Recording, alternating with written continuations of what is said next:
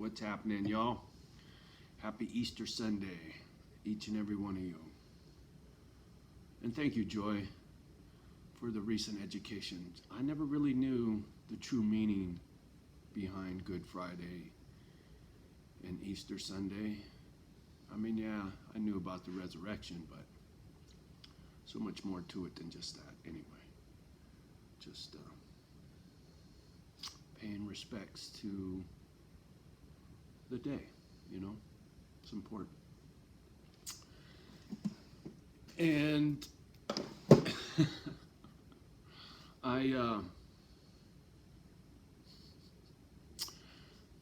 YouTube taught me a lesson. It sure did.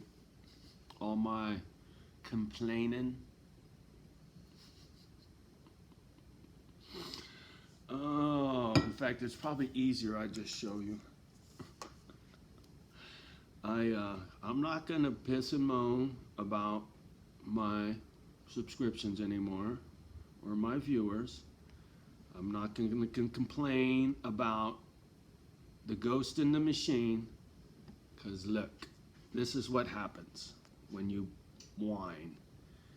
This side over here is right now, see that goose egg right there? That's 3 hours with nothing. See that big spike? That's over 40 views in that 1 hour. When I started my little pissing contest, right, it was like right over here. So it flatlined. So much for jump starting YouTube. Oh, fuck. Are you kidding me? And if I go in there and I can change the setting to like a year long instead of whatever the fuck that is, that's 2 days, right? 48 hours, I think. Anyway, but you can change that setting. And so when I go to a year-long setting, there were times where I was averaging 600-800 views, and now when this runs out, I mean, maybe this video here will get me a bump, but it'll go under 200. It will, I can tell. When that dead spot, when that spike falls off and the new numbers come, it's gonna be way low. And the thing is, there's a lot of material. I have a lot of videos up there, and there's a lot of, you know, it's not dated material, right? Anybody can go look at any of those old videos, and, you know, if you've never seen them before, it's new shit to you. But YouTube will not put them out. And unless somebody recommends or shares a video and somebody goes poking around, all that old shit I got, my dad's tombstone, I mean, just there's a ton of shit back there in the way back, even Kimba. If you go to if you switch your setting to oldest first, like you go to my first video, my oldest video will be the first one you see instead of the last one you see. The first 8 videos are how I got started with YouTube. It was a photo album for Kimba. Brown John turned me on to that, said, dude, you should get a YouTube channel. You can put Kimba's videos up there and they'll be there forever. Blah, blah, blah. Don't store it on your phone. Stupid. He was right. And I still got those videos. And they go back to 2011, 2012, whatever the fuck it was. Kimba's Baby, the movie pictures, man, it's way fucking cool. And so I've been doing YouTube for a minute, and probably the best results I had was when I was silver stacking. When all my videos were about silver stacking, I did really well. That community's pretty strong. They're loyal, they share and they like and they talk, and it's a misfit family of itself, right? The silver community's got its own little thing. They really do. And I dig it. It wasn't what I was looking for. I stack silver because I know it's a good investment. You know, I watch the stock market channel religiously. I got hooked on that fucking thing during the .com crash. Union rep said, pay attention to the stock market and you'll know when you go back to work. And he was right. And then I just been glued to it ever since, because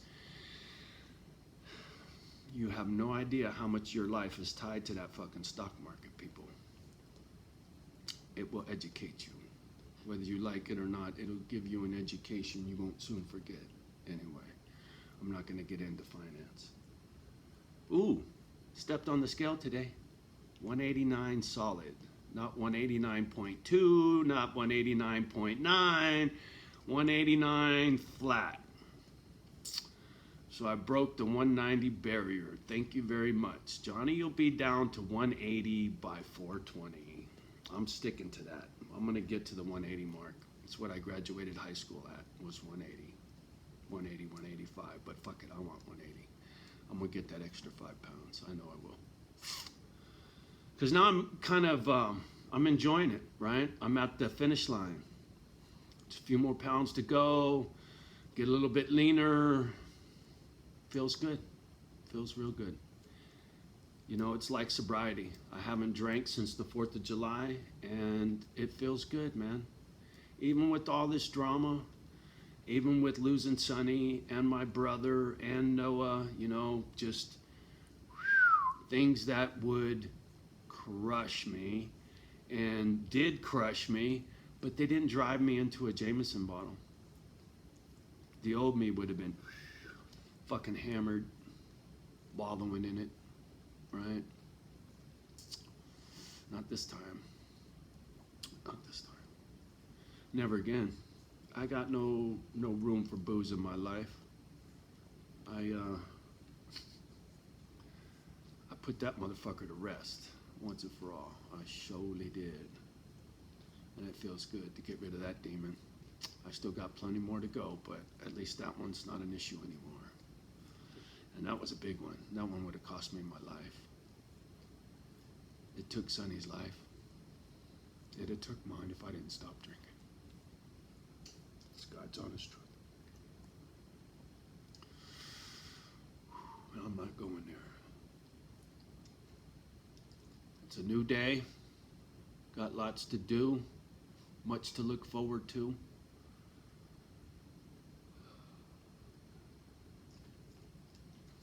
Change. I'll be moving soon. Misfit Island's so close, I can almost taste it. I just gotta find that home.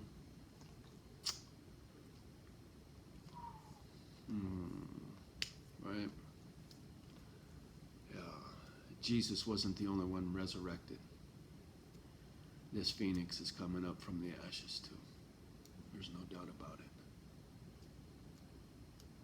Because I sure crashed and burned. At my worst, I was in bad shape.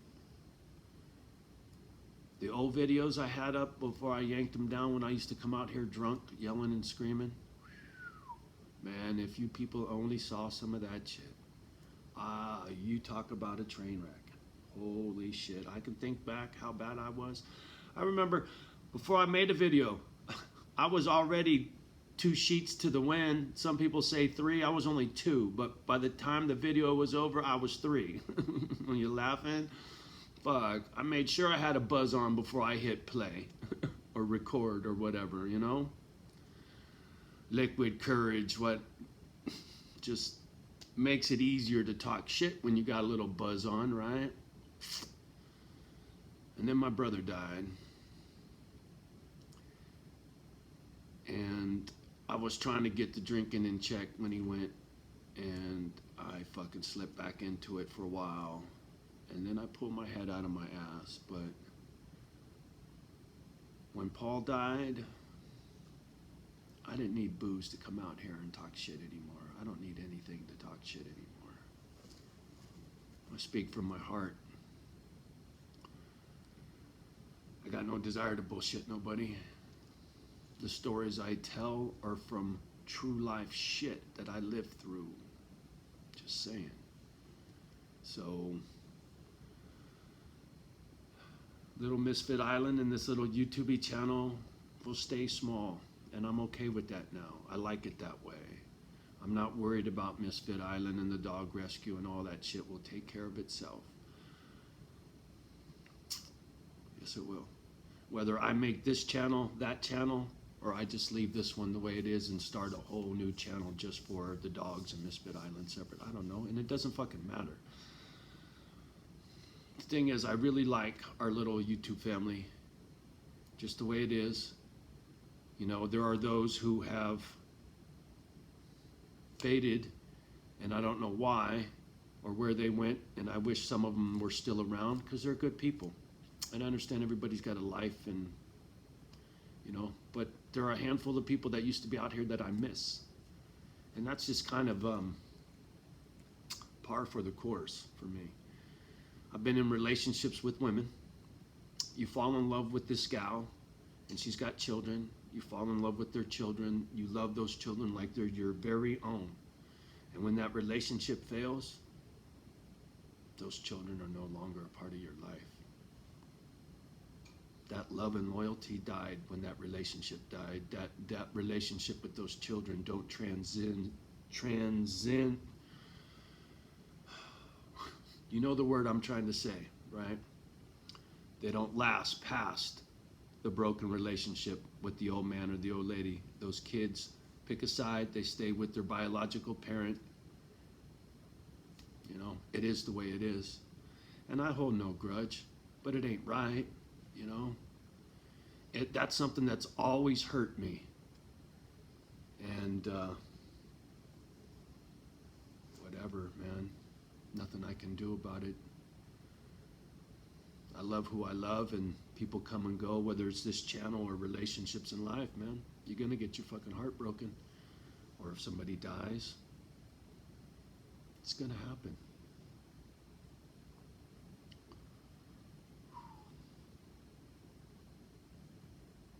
And when it does, you're gonna be tested. Your character is gonna be tested to the fucking core. If you feel, if the person that passed is someone that touched your life, you're gonna get tested, one way or the other. I watched my mom and my brother both have nervous breakdowns when my mom and dad died, and when my mom died, my brother lost his shit, right? Anyway, my crazy life, just like it says. And I spent a lot of time trying to learn from the hardship. Now, I spent a lot of time thinking about the pain so that I can extract some knowledge that I can hold and use for later, so that that pain doesn't go to fucking waste.